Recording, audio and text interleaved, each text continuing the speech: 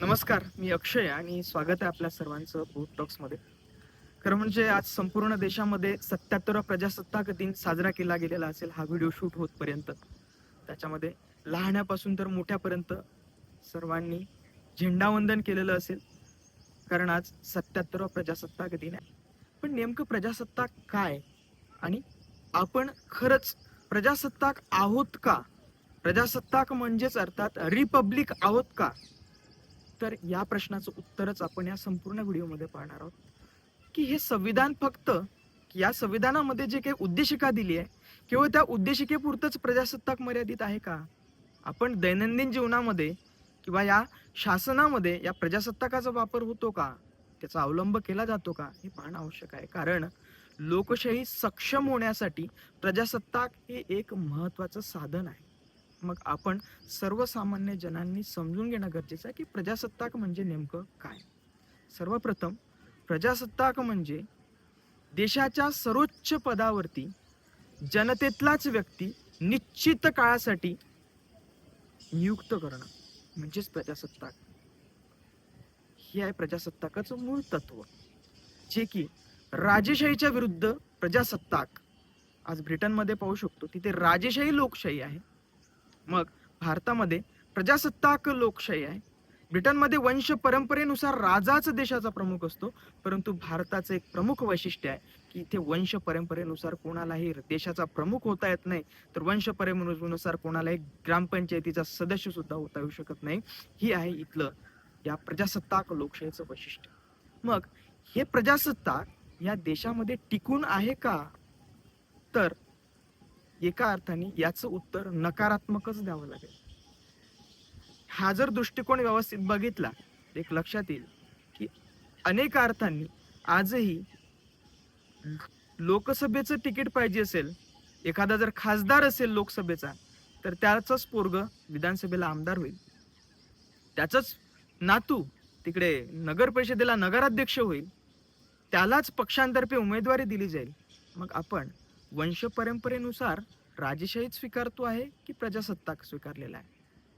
आपण फक्त नावापुरते प्रजासत्ताक आहोत का? तर हा आपण प्रश्न विचारला पाहिजे. या कारणानेच एक सर्वेक्षण केलं गेलं होतं की या देशामधल्या लोकांना सर्वात जास्त कोणावरती विश्वास आहे?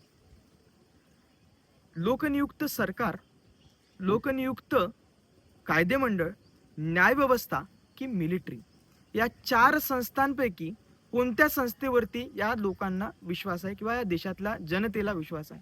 तर बहुतांश लोकांचं मत आलं की आमचा विश्वास हा सर्वात जास्त मिलिटरीवरती आहे, अर्थातच सैन्यावरती आहे.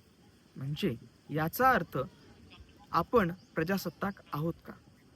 कारण तुम्हीच निवड केलेल्या तुमच्या सरकारवरती आणि कायदेमंडळावरती तुमचा विश्वास नाही, तर याचा अर्थ आपण प्रजासत्ताक आहोत का? मग ज्या लोकनियुक्त संस्था नाहीत, अर्थातच न्यायव्यवस्था आणि सैन्य किंवा मिलिटरी, या 2 संस्था लोकनियुक्त नाही, तरी सुद्धा या देशातल्या जनतेचा विश्वास या 2 संस्थांवरती आहे. म्हणजे ही गंभीर आणि चिंताजनक बाब आहे म्हणता येईल. कारण ही लोकशाही प्रजासत्ताक आपण स्वीकारलेला आहे. लोकशाही म्हणजे आपल्याला माहिती आहे की लोकांनी लोकांसाठी लोकांद्वारे निवडलेलं शासन, अर्थातच लोकशाही आपण त्याला सोप्या पद्धतीने म्हणतो. परंतु खरंच आपण निवडतो का? आपण या लोकशाहीमध्ये लोकप्रतिनिधी निवडताना आपण काय बघतो? वंश परंपरेनुसार बघत नाही का? खासदार साहेबाचा पोरगा आहे म्हणून आमदाराला त्याला आपण विधानसभेला तिकीट दिलं, त्यालाच आपण निवडून देणार. खासदाराचा पोरगा आहे म्हणून त्यालाच आपण तिकडे जिल्हा परिषदेचा सदस्य बनवणार, जिल्हा परिषद अध्यक्ष बनवणार. हेच सगळीकडे होत आहे, सगळ्या पक्षांमध्ये होत आहे. आज भारतीय जनता पक्ष असो किंवा काँग्रेस असो, हे 77 वर्ष हेच करत आलेले आहेत. मग अशा वेळी या देशातली जनता मिलिटरीवरती विश्वास ठेवणार नाही तर कुणावरती ठेवणार? म्हणजे प्रजासत्ताक केवळ आपण संविधानाच्या उद्देशिकेपुरतेच उरलेलो आहोत? हा आपण आपल्यालाच विचारण्यासारखा प्रश्न आहे. आजही आम्ही मतदान करत असताना आमचा धर्म बघतो की उमेदवार हा आमच्या धर्माचा आहे का? उमेदवार हा आमच्या जातीचा आहे का? उमेदवार आम्हाला पैसे देतो का? पैसे देऊन आम्ही मतदान देतो, धर्म बघून आम्ही मतदान देतो आणि जात बघून आम्ही मतदान देतो, मग कोणता प्रजासत्ताक दिन आपण साजरा करतो आहोत? फक्त आणि फक्त नावापुरता प्रजासत्ताक दिन साजरा करतो आहोत. डॉक्टर बाबासाहेब आंबेडकर म्हणायचे की या देशाला प्रजासत्ताक काही नवीन नाहीये. प्राचीन भारतामध्ये महाजन पदांमध्ये काही आपल्याकडे प्रजासत्ताक होतं. ते प्रजासत्ताक कालांतराने आपण गमावलं. हे गमावत आलेलो आहे आपण प्रजासत्ताक. मग असंच हे प्रजासत्ताक आज जे 1950 साली आपल्याला जे देण्यात आलेलं होतं ते प्रजासत्ताक आपण गमावणार आहोत का?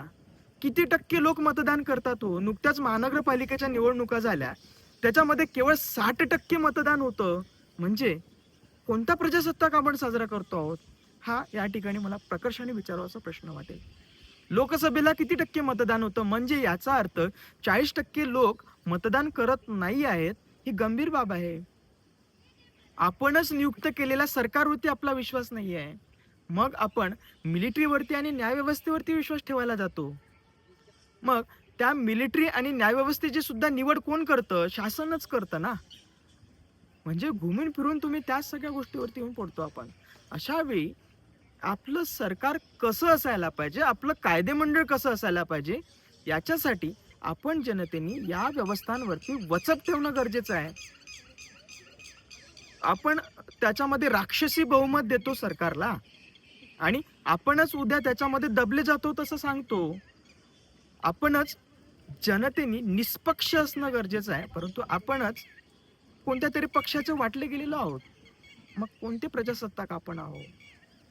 प्रजासत्ताक या देशाचा अर्थ असा की देशाच्या सर्वोच्च पदावरती जनतेतला व्यक्ती, म्हणजेच तुमच्या आमच्या मधला कोणीही व्यक्ती हा राष्ट्रपती होऊ शकतो आणि निश्चित कालावधीसाठी होऊ शकतो. दर 5 वर्षांनी निवडणुका होतात. ब्रिटनमध्ये राजाच वंश परंपरेनुसार आहे. इतकी सुंदर पद्धत आपल्या देशामध्ये आहे, पण तरी सुद्धा आपण 15-15, 20-20 वर्ष एकाच व्यक्तीला एकाच पदावरती ठेवतो, त्यालाच खासदार बनवतो, त्यालाच आमदार बनवतो आणि त्यालाच ग्रामपंचायत सदस्य बनवतो. हे सगळं होत असेल तर आपण कोणता प्रजासत्ताक साजरा करतो? हा प्रश्न आपण आपल्या स्वतःलाच विचारला पाहिजे. आज रोजी इथलं प्रजासत्ताक ढासळण्याची कारणं काय आहेत? हे प्रजासत्ताक ढासळण्याचं प्रमुख कारण आहे इथला संस्था, या संस्थांना कमजोर आपल्याला संस्था बनवून ठेवल्यात आपण. त्याच्यामध्ये स्वायत्ततेचा अभाव आहे. लोकशाहीचे 4 स्तंभ आहेत, हे 4ही स्तंभ ढासळलेले आहेत. लोकशाहीचे 4 स्तंभ म्हणजे अर्थातच कायदेमंडळ, कार्यकारी मंडळ, अर्थातच सरकार आपण त्याला म्हणतो, न्यायव्यवस्था आणि मीडिया. कोणाचा विश्वास राहिला या 4ही स्तंभावरती? मग लोकशाहीवरचा विश्वास आपला संपणार नाही तर काय होईल? लोकशाही आपण या मिलिटरीवरती विश्वास ठेवतोय, याचा अर्थ आपला लोकशाहीवरचा विश्वास संपलेला आहे. इथे भ्रष्टाचार होतो म्हणून आमचा प्रजासत्ताक आणि लोकशाहीवरचा विश्वास संपला. इथे जाती धर्मानुसार मतदान दिलं जातं म्हणून लोकशाहीवरचा विश्वास संपला. हे खरी कारण आहेत की आम्ही आज मिलिटरीवरती विश्वास ठेवतोय. मिलिटरीचं शौर्य प्रचंड जबरदस्त आहे, त्याच्यावरती नक्कीच आपला एक आवड आहे, त्याच्यावरती आपण काय म्हणूया की विश्वास असायलाच पाहिजे. आणि अभिमानाची बाब म्हणता येईल आपल्याला की आपली मिलिटरी सैन्य आपल्यासाठी, देशासाठी सीमांवरती लढत आहे. सीमेवरती लढणं तिचं काम आहे.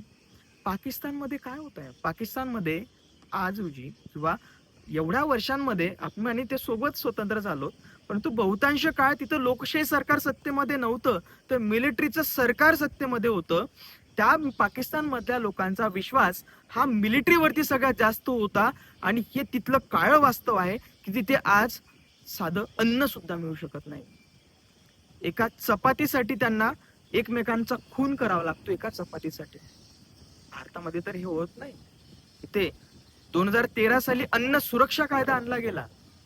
इथे सगळ्यांना सामाजिक न्याय प्रस्थापित करण्यासाठी अनेक योजना आणल्या जातात.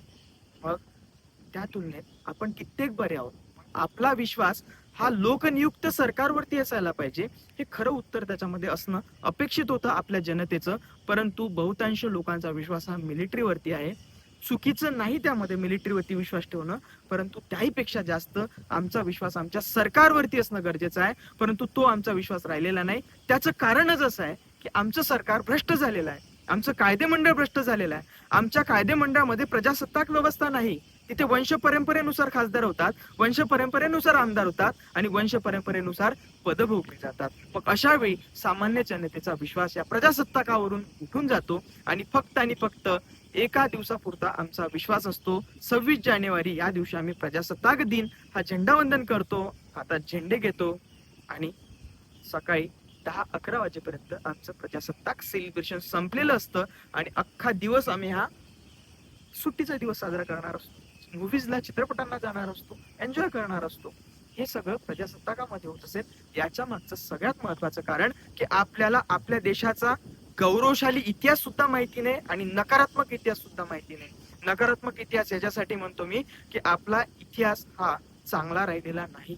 त्याच्यामध्ये इथे वॉरन हेस्टिंग्सला यावं लागलं इथे न्याय व्यवस्था निर्माण करण्यासाठी.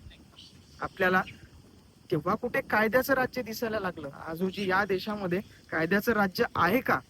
तर अनेक उदाहरणांवरून आपण बघू शकतो न्यायव्यवस्थेवरचा विश्वास आपला उडलेला आहे का? कारण वर्षानुवर्ष इथे न्याय मिळण्यासाठी वेळ लागतो आपल्याला. हे सुद्धा एक अन्याय आहे. हे जर असं घडत राहिलं तर याचा अर्थ आपल्या एक दिवस जसं डॉक्टर आंबेडकर म्हणायचे की आपण आपल्या इतिहासामधलं प्रजासत्ताक गमावलं, तसंच प्रजासत्ताक आपण एक दिवस गमावलेलं असू. याच्यावरती वेळीच आपण समजून घेणं आणि याला जाणीवपूर्वक इतिहासामध्ये डोकावून पाहणं गरजेचं राहील. तो अभ्यास आपण करणं गरजेचं राहील. त्याच्यासाठी काय करावं लागेल? इतिहास व्यवस्थित समजून घ्यावं लागेल. त्याच्यामध्ये वर्ण व्यवस्था इथे होती. इथे उच्चार करण्याचं स्वातंत्र्य नव्हतं. इथे तुम्हाला या धर्मातून त्या धर्मात जाण्याचं स्वातंत्र्य नव्हतं. तुम्हाला या जातीतून त्या जातीत जाण्याचं स्वातंत्र्य नव्हतं. चातुर्वर्ण्य व्यवस्था होती. इथे जर वेद कुणी ऐकले तर त्याच्या कानात शिसं ओतलं जायचं, अशी अन्याय व्यवस्था इथे होती. मग त्या प्रजासत्ताक देशामध्ये आज रोजी आपल्याला आपण किती पुढे गेलेलो आहोत? मग हे प्रजासत्ताक आपण वापरणार आहोत का? हे या व्यवस्थेला आपण विचारणं गरजेचं आहे आणि आपण स्वतःला विचारणं गरजेचं आहे. हे प्रजासत्ताक वाचलं पाहिजे, जगलं पाहिजे आणि समजलं पाहिजे. याच्यासाठी या संविधानाची जी उद्देशिका आहे ती आपण समजली पाहिजे. हेच याच्यावरचं अंतिमतः उत्तर आहे. परत एकदा सांगतो की आपण प्रजासत्ताक आहोत का याचं उत्तर शोधण्यासाठी आपल्याला उद्देशिका समजून घ्यावी लागेल. या संविधानाचा संपूर्ण सार आपण या उद्देशिकेमध्ये आहे. तो उद्देशिका जेव्हा आपण समजू तेव्हा आपण समजू की बाबा आपण खरंच प्रजासत्ताक आहो की आपलं प्रजासत्ताक आपण गमावलेलं आहे.